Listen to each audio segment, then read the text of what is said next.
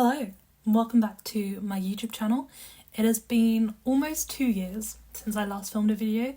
I just looked up to see how long it had been and I didn't realise it had been that long. I thought it had been about 1 year, but no, it's actually been about 2 years, which is a whole nother story in and of itself. But I do really want to get back into making more YouTube videos. And the one video that I was really sort of sad about the idea of not making was a wrap up of my best books of the year. Because I really like having these to look back on, and I also love watching other people's.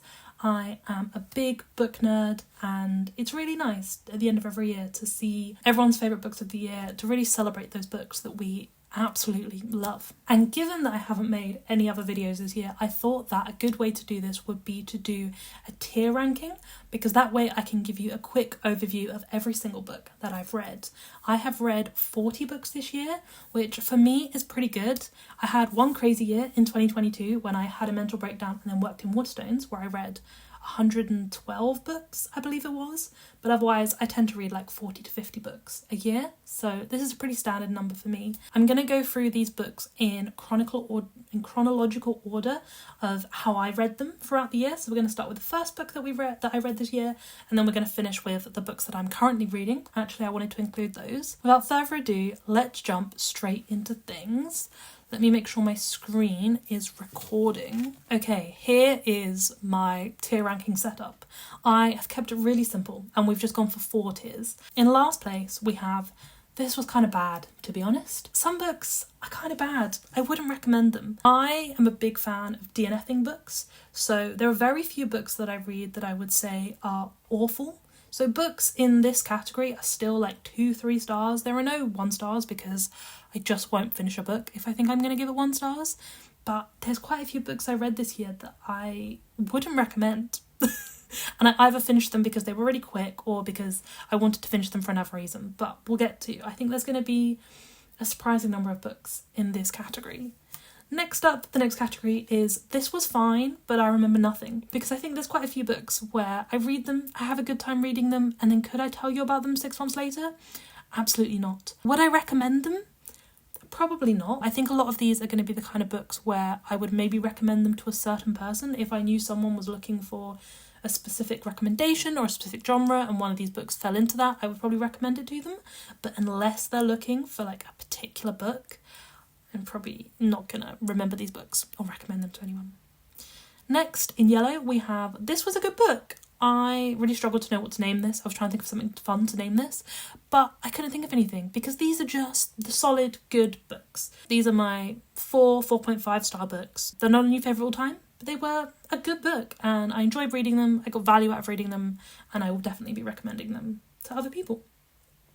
And then my green tier is This Experience Was Too Spiritual to Rank. There are a handful of books this year that I have given 5 stars, but all of these books, actually, my experience with them definitely tainted my reading, and actually trying to place a number on a lot of these books is really difficult. So these are books that I did give 5 stars on Goodreads, but actually they're books that are really hard to pin down to a single number, either because they're a non-fiction that deals with a really heavy topic, or they're a fiction, I love some parts of it and I didn't love other parts of it. Or, as we'll get to, there's 1 or 2 books where like my experience was just as important as the actual content of the book itself. Anyway, without further ado, I have rambled for long enough. Let's get into tier ranking some books. So, the very first book that I read this year was The Silent Patient by Alex Michaelides. I read this because it was on BorrowBox as a free audiobook, and it's a very popular book, and I thought it would be a fun, quick read. But I am going to put this in This Was Kind of Bad. This suffers from something that I noticed. I actually read a few books this year that suffer from the same problem, where they have an unreliable narrator in a way that I kind of hate. I kind of feel like the main character in this is a little bit problematic. It's all about this psychiatric patient who doesn't speak. And it left a bitter taste in my mouth, is what I'm going to say. Next we have And Every Morning the Way Home Gets Longer and Longer by Fredrik Backman. I'm going to put this in This Was Fine, but I Remember Nothing. I also kind of want to put this in... Am I? Honestly, this could go in either of these categories. I do not remember a single thing They're like in a hospital room in a tent. That's all I remember. I remember this really just didn't touch me at all. I absolutely love the Beartown series, but every other book I've read by Fredrik Backman just hasn't done it for me. I'm going to put it there for now, but I could almost be tempted to move it down. Next up we have Godkiller by Hannah Kaner. This I read for Meg with Books book club. I didn't read all 12, but I read a few, and this I thought was a good time. It is a fantasy book. I don't read a lot of fantasy, but this was a fairly easy to follow fantasy book. The one thing I did really like about this book actually is it's about this sort of magic system in this world where there are gods, and in this world you almost create gods by worshipping something. So you could have a god of like books because people love books, and that power of loving books comes together and creates a god, and I really liked that idea. I thought that was really cool. So I liked that. It was fairly easy to follow. It was a good time. I would recommend it, but I honestly don't know if I'm going to bother reading the sequel or not. We'll see. There are many other books in the world that I care more about than reading the sequel, to be honest. Next up we have In Memoriam by Alice Wynne. This is my first top tier book of the year. When this book came out, I was like, oh, I'm going to have to read it, because a lot of my favourite books are World War II historical fiction. I think I just really enjoy the like tense atmosphere that creates. Like a World War II book is going to be heartbreaking, and therefore I'm going to give it 5 stars.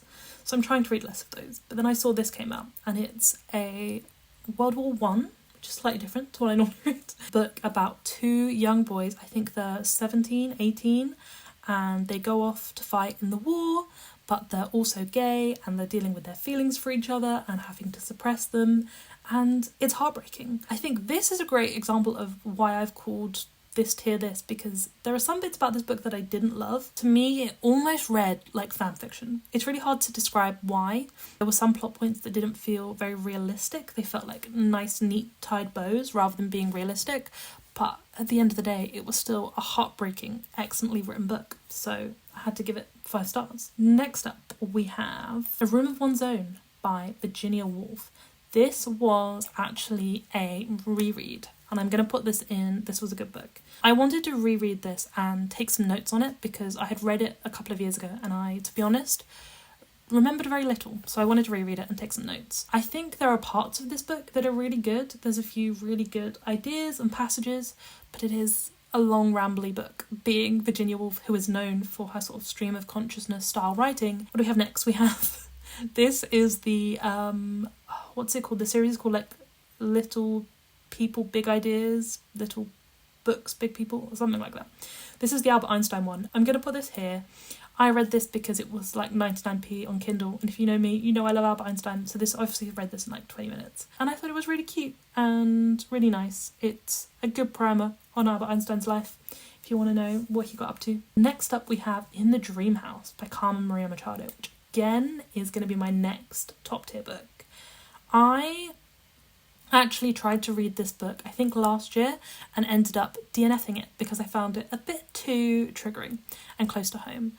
But this year I really wanted to come back to it. I was in a slightly better place and took my time with it a bit more, and it's just so powerful. A book about domestic abuse and familial abuse that were really difficult to read, but it's just written so well. A lot of the abuse experience wasn't physical, it was emotional, and it's written really in a really cool way as well. I think every chapter is written in the style of a different genre, I believe is the idea. Yeah, it's really good. It's really, really good. Next up, we have Fourth Wing by Rebecca Yarros. I read this just because I wanted to know what the hype was about. And you know what? The hype is there for a good reason. I am kind of sad that I haven't made the time to read Iron Flame yet. I do want to read Iron Flame in the new year. This was just, it's a good fun time. There's dragons, there's cute boys, there's a girl with magical powers. It's a good time. What more do you need to know? Next up, we have Death of a Bookseller. I read this again for Meg with Books book club. What tier do I want to put this in? I can't decide which of these 2 tiers I want to put this in. Ultimately, this was kind of bad, TBH. This is about a bookseller who works at a bookstore that is essentially Waterstones and who is obsessed with true crime, The one thing that I did really enjoy about this book is the way it captures the experience of working in Waterstones as a bookseller. I worked in Waterstones for about 6 months, and the way this book describes it is so spot on, and that was quite nostalgic and fun to read. But the true crime bits of this book, and later on when we get into like the murder mystery sort of thing that happens at the end, just left a bitter taste in my mouth. As it was done so badly, and I just don't like the main character. I guess she's not meant to be likeable, but like, it was just weird, you know? I just wouldn't. It was just weird. I wouldn't recommend it. I didn't like it. Next up we have Black Rabbit Hall by Eve Chase. I read this book because my boyfriend recommended it to me. Well, he read it and was raving about it, and it made me want to read it. He has a really weird taste in books, so don't read too much into that. He reads all sorts of books, and that can be quite confusing at times because he'll go from reading epic fantasy to reading stuff like this. And I read this and was like, what are you on about? This is so mid. It's such boring women's fiction. I can't remember a single thing. But was it bad? I'm not sure it was bad, but like I said, I don't remember a single thing. All of these books here, I sort of don't know which tier to put in, but let's stick with that for now. We'll come back. Next up, I read the Ghosts Button House Archives book. I got this in a Secret Santa last year, and I loved it. I love Ghosts, the TV show, and this is just a bit of a behind the scenes, more about the characters book. So you'll obviously only enjoy it if you enjoy Ghosts, but it's fun. It is a little bit pointless merchandise, don't get me wrong, but it's pretty good. Next up, I read The Bee Sting by Paul Murray. This one is really difficult to rank. I'm going to put it here for now. Let's talk about it. So firstly, I really liked the writing style in this book. It had a really good flow and pace, and I think it was like multiple character POV, which I love. But two things. Firstly, I remember very little about this book and what it's about. It really hasn't left that much of an impression on me, which I was kind of hoping it would, and it really hasn't. And secondly, the ending pissed me off.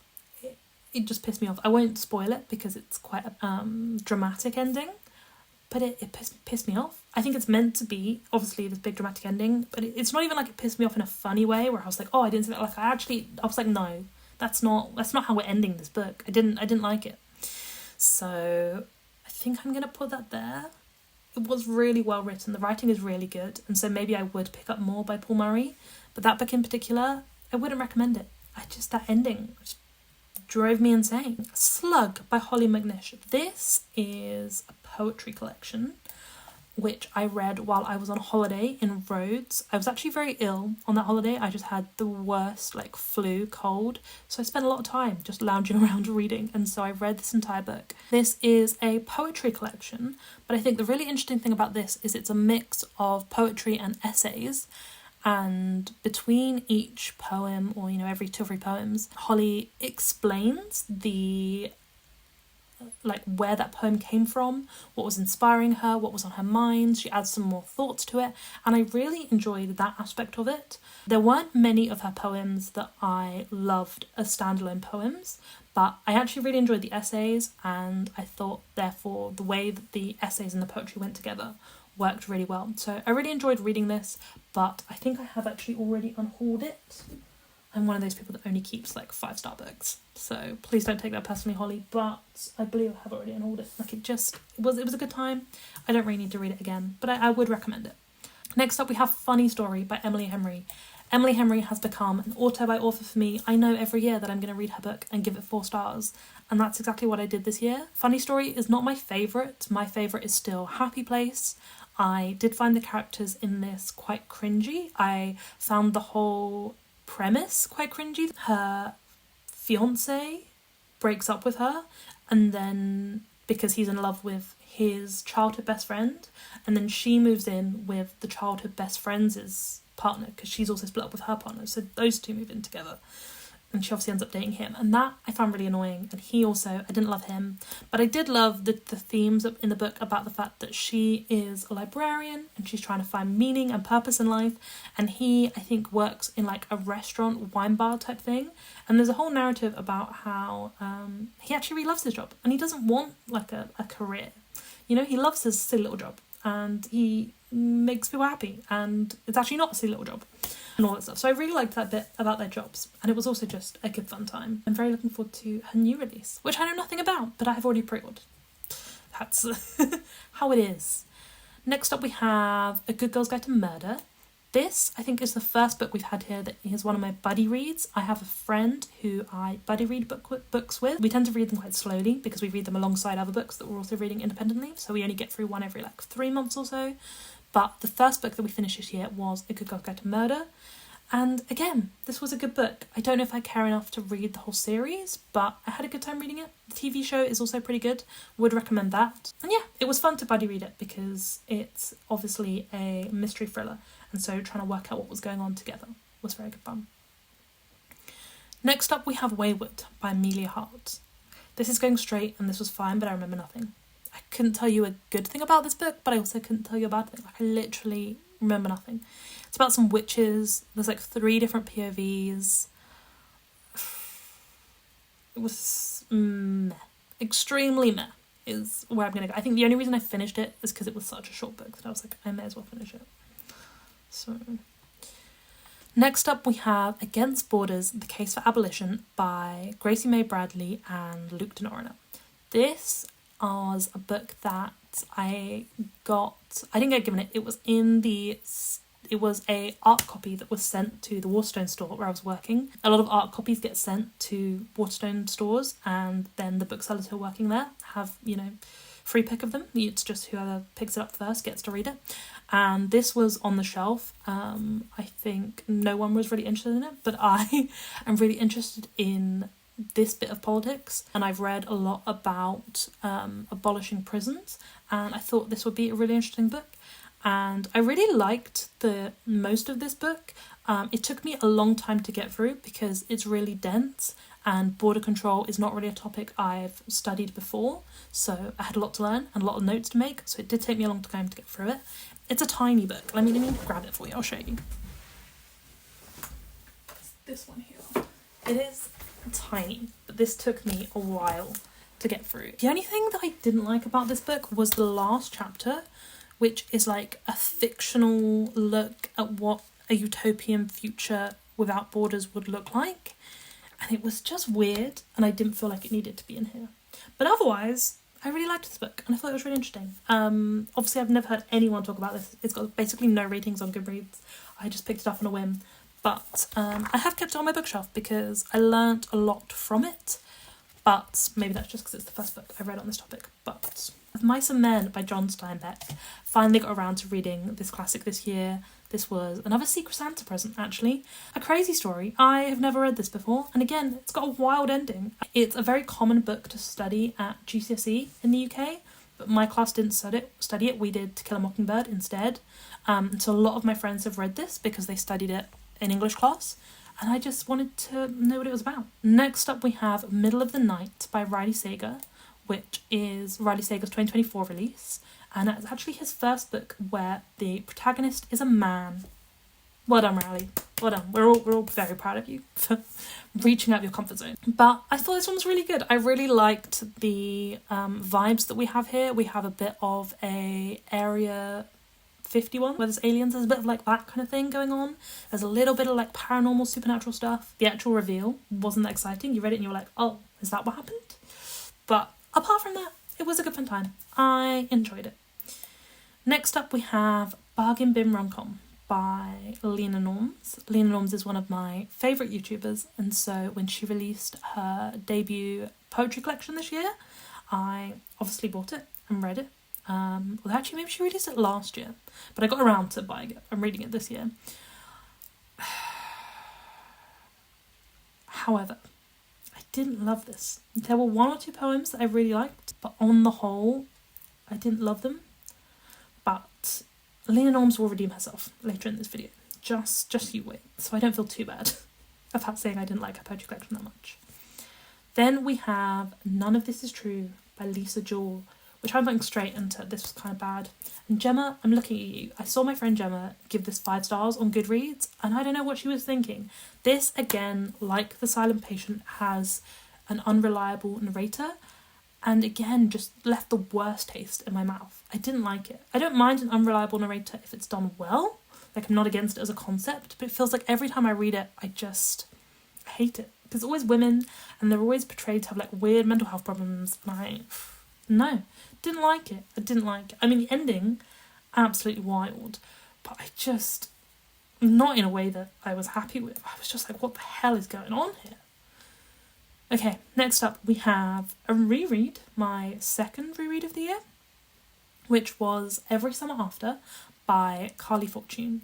This is a contemporary romance. It should just be A Silly Little Time. It shouldn't be that good a book, but it just hits all of the tropes that I love. It's a beach house romance, it's a childhood friends to lovers, it's a second chance romance, and those things just get to me. Remember the first time I read this book, at the beginning of reading it, I was like, oh, this is so cheesy, why am I reading this? And then about halfway through, something just clicked, and I devoured the rest of it. And the exact same thing happened again when rereading it. I was rereading it, and I was like, how did I love this book? And then again, about halfway through, I was like, oh, I remember why I love this book. It just hit something.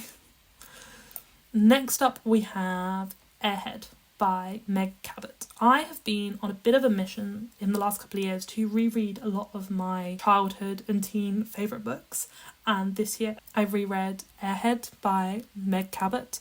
I enjoy doing this because it's just really fun to see how these books hold up and to remember these books and worlds that you loved when you were younger. However, it's kind of awful. So we're going to put it in This Was Fine, but I remember nothing. It's not a good book. Would I recommend it to a 13-year-old? Sure, but I wouldn't recommend it to anyone else.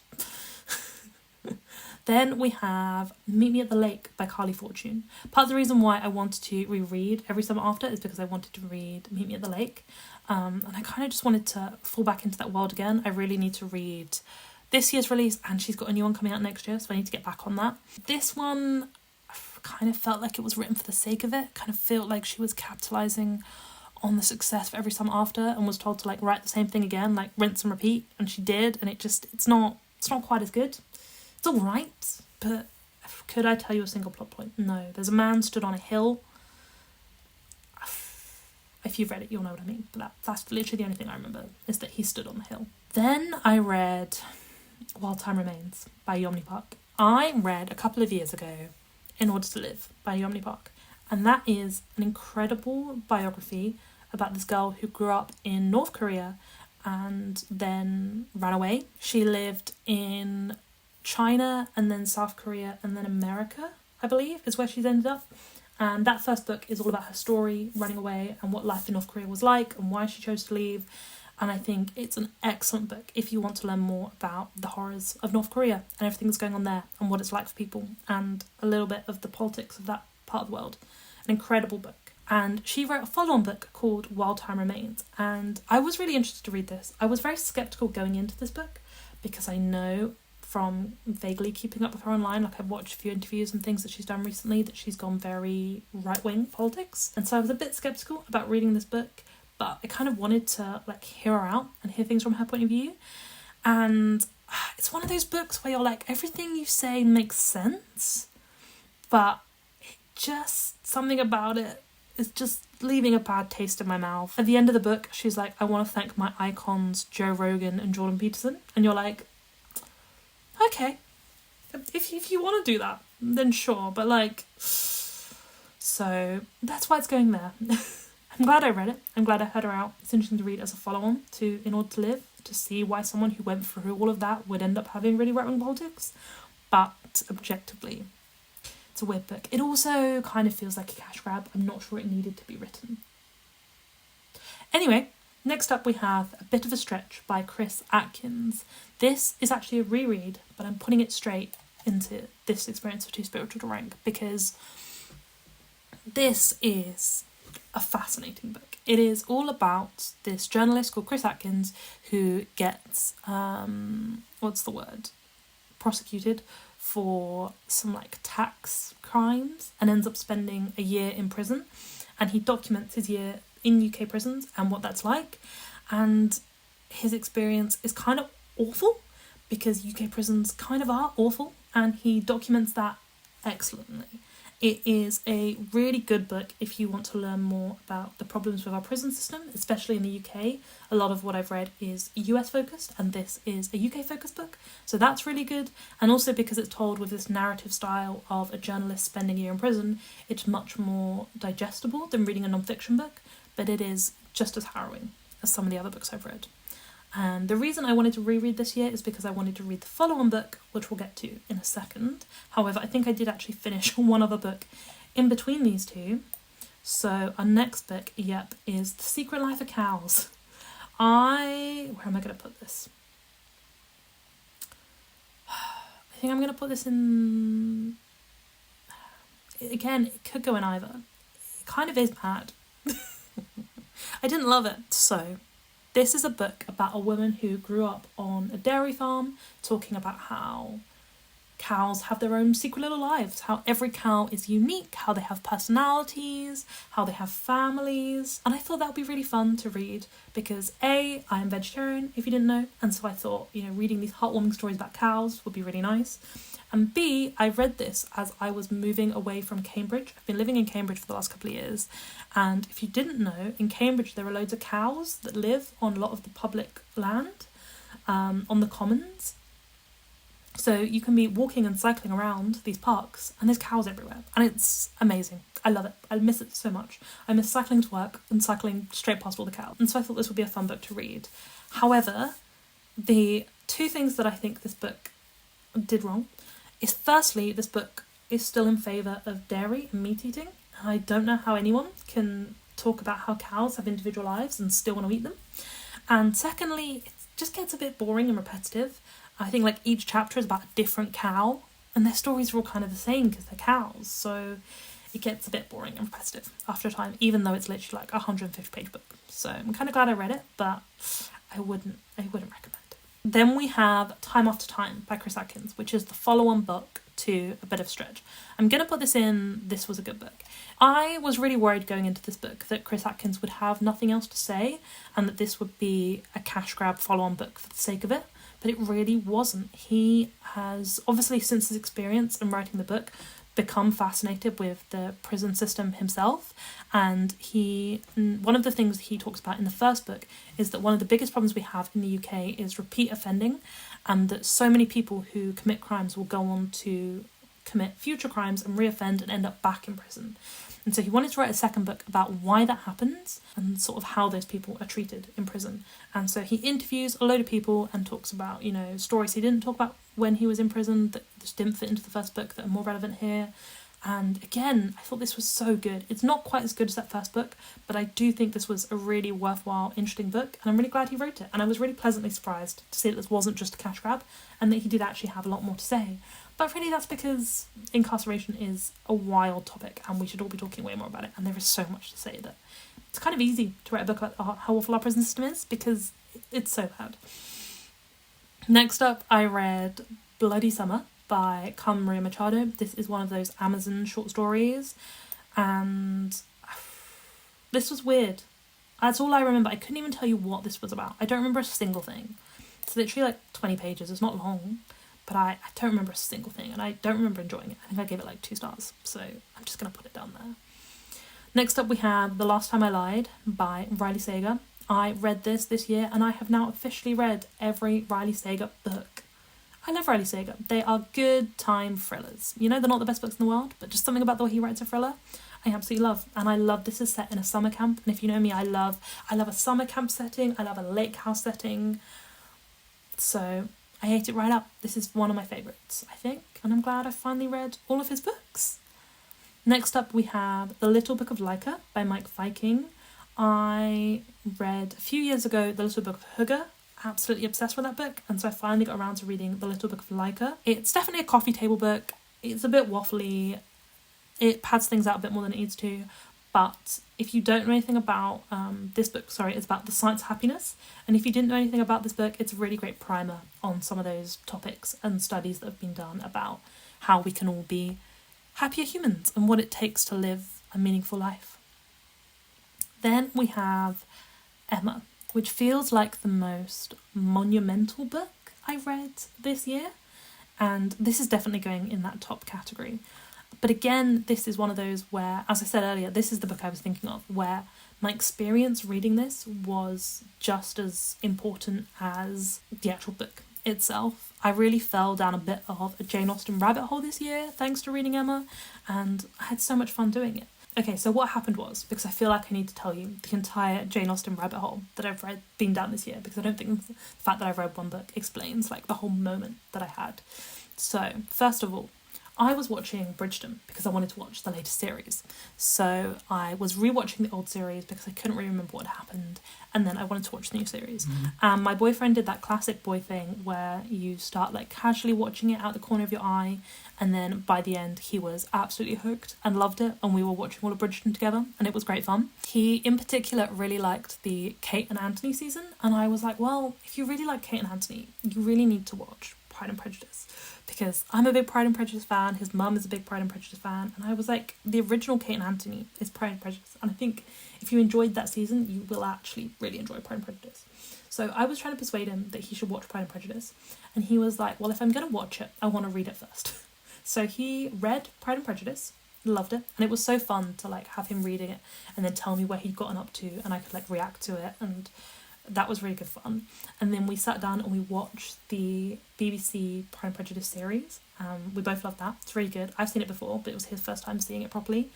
And that was really good fun. And then I was like, I really want to read a Jane Austen book because I haven't read one in a while.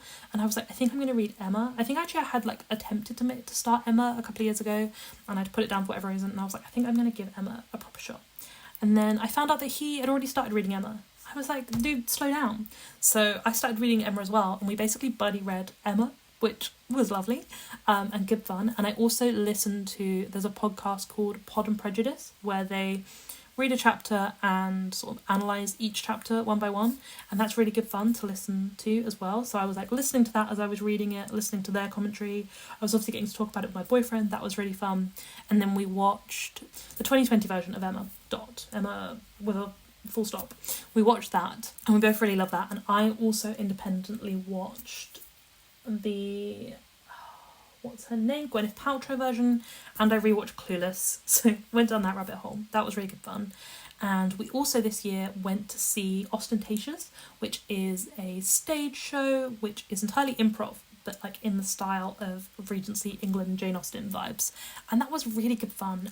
I don't go to see many comedy things, and it was just so nice to just sit there and laugh for 2 hours. So I really enjoyed that. So that's the whole rabbit hole that I went down. So does Emma objectively deserve 5 stars? I'm not sure. But that whole Jane Austen rabbit hole means it gets 5 stars. And that's the end of my spiel. Then coming out of that, because Emma had taken me so long to read, I was like, I need some quick books. So I just went on BorrowBox and Audible and saw what I had. I was like, I just need some quick fire mystery audiobooks. Give them to me. And so I read Luster by Raven Leilani, which I'm going to put here. Again, a weird, unreliable narrator. All of these first 4 books, weird, unreliable narrators that just left a bad taste in my mouth. Didn't like it. Then I read Carrie by Stephen King. I'm going to put this here. I'm glad I've read it because it's obviously a classic and I would like to read through more of Stephen King's works. And Carrie is the first book Stephen King read. I've been watching, or I've seen that Gavin from Gavin Reads All is trying to read all of Stephen King's books. And it's really inspired me to want to read more because I want to watch his videos, but they have spoilers in them. So I'm like, well, I need to read the books that I want to read first. So I started with Carrie, which is the original, very first Stephen King book. It was okay. It's fine. It's not amazing, but I'm glad I've read it. Then I read The Spare Room by Andrea Bartz, which I think I'm going to put up here. I actually really quite enjoyed this. It's a weird book because it's about a couple that invite a third into their relationship. I can't remember why. I think she kind of does need somewhere to live. So she's obviously very happy to be invited into their house, and then it slowly progresses into more. And then you find out that they had an ex-third, like there was another girl, and she's gone missing. And it all gets a bit much, but it was a good time. There's also some quite heated sexy scenes. Also just a good mystery. You know, it was well paced. The ending was quite fun. Can I remember exactly what the ending was? No. But I remember thinking it was fun. So, yeah. Then we have The Circle by Dave Eggers. This was the second book that me and my friend finished as a buddy read. And I'm going to put this in, this was a good book. I think if I had read this by myself, I probably wouldn't rate it very highly, or I would have DNF'd it. But I'm glad we read it together. I think it's a very interesting book. It covers some really interesting points. And so kind of being like, not forced to read it, but like encouraged to read it, I think was really good because there were some really interesting points to it. And overall, it was a fairly easy reading experience. We both quite enjoyed it, and it was quite interesting to hypothesize about what we thought was happening and what we thought about the sort of social commentary it was saying. It's about this world where this one social media company like becomes a monopoly and sort of takes over the world, very Elon Musk coded. And so it was interesting to talk about sort of the politics of that. And then we had a movie night and watched the film together, and that was really fun. So overall, it was a really fun reading experience because I read it with my friend, but I'm not sure I would have rated it so highly had I not read it with a friend. Then we have The Ghostwoods by, who even is this book? CJ Cook.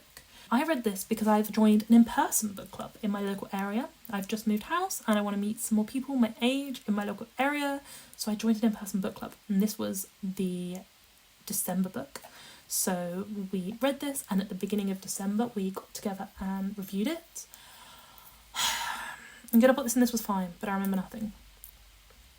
Like, it was so meh. I would not have finished it if not for the book club. But again, like, my view is tainted because I really enjoyed the book club. It was really nice to go along and meet everyone. And talking about it made it more interesting. I remember the book a lot more than I probably would have done because we had, like, a 2-hour-long discussion about the book. And we, like, broke it down and we talked about different ideas and what could that mean and what could that mean. And so overall, I had a really good experience. But the book itself, I probably would have DNF'd if not for the book club. The next book on the list is The Idea of You by Robin Lee. Me and my old flatmate are big fans of Nicholas Galitzine because we both read and loved Red, White and Royal Blue. Actually, I read it and then I gave it to her because I was like, you will love this and I need someone to love it as much as I love it. And we fell down that whole rabbit hole. So when a film starring Nicholas Galitzine and Anne Hathaway, who are two of our favourite actors, came out, we absolutely jumped on them and we watched it. And I also saw, I can't remember her name, but I saw a YouTuber who like read the book. She was talking about how great the book is, so I put a reserve on the audiobook on BorrowBox, and I only recently in December finally got to the front of the queue for the audiobook. So I finally listened to the audiobook, and for the first 20% or so I was like, this is awful, like what the hell is this? And then it got me. It's one of those weird books where it shouldn't be good, but it is, because it's essentially about a middle-aged single mum dating a pop celebrity who is obviously styled on Harry Styles. And he's like 20 and she's like 40. And it shouldn't work, but it's a really heartwarming romance. Firstly, Nicholas Galitzine and Anne Hathaway are both incredibly hot people, and seeing them together in the film is incredible. And obviously when reading the book, I'm just picturing that. So there's that going for it. Who am I to deny the fact that they're both incredibly hot people? But also, it's a really heartwarming story and a heartbreaking story at the end. And I really liked the fact that both in the film and in the book, we see a lot of both of their lives. This single mum is given an identity and autonomy. She's not just a woman who has nothing going on in her life and is dating a man. Like, we see her career and her ups and downs and her relationship with her child, and how all of that is like equally important in her life, and she's trying to decide what is the most important thing, and it's all done really well. And the book got to me. I didn't think it was going to get to me, but it did. So I'm going to put this in as a good time. It's obviously a very different book to some of the other books on this list, but it was a good fun time, and I had a great time, and I would really recommend it. Next we have Collected Poems by Wendy Cope, which I recently finished. I saw this in a bookshop and immediately bought it because I think this was only published this year. It's a collection of most of the poems throughout her life. I do think it's a bit weird that they've published a collected poems of someone who is still alive. Normally you do that for people who've already died, but she's still alive, although she is quite elderly. And there's a weird bit at the end of the book where she's like, oh, I've still got a few more years to live, but like, here's my body of work. I don't know, that was a bit weird. But otherwise, I really enjoyed it. I love Wendy Cope. There's probably only a dozen or so poems that really stood out to me. And I know when I tabbed it... Hang on, let me grab it. Yeah, you can see I actually only tabbed about a dozen or so poems that like really stand out as individual poems. But overall, I just like Wendy Cope's style of writing, and it was really satisfying to read through this. I read through the entire thing slowly, cover to cover, sort of in between other books, and I think this is one that I'll keep for, you know, my whole life and flick through every now and then. But I really wanted to just like once read it cover to cover.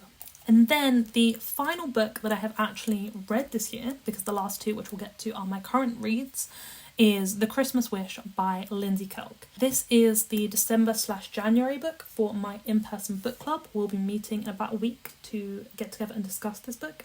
And I also got my friend Katie, who I do buddy reads with, to read this with me, because we had already agreed after we finished reading The Circle that we wanted a quick Christmassy book to read over December. And so I was like, well, I'm giving you the choice. You can either read this book with me, that I need to read anyway, or you can force me to read 2 awful, trashy Christmas books. And she was like, no, I'll be nice on you. This book does actually sound really fun. And read it with me. It is basically a Christmas Groundhog Day romance, but it's not good. It's not good. I do remember the plot, because I literally just finished it like a day ago, but will I remember the plot in 6 months' time? Probably not. So it's going there.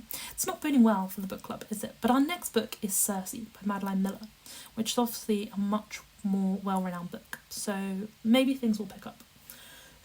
And then lastly, I wanted to mention the 2 books that I'm currently reading.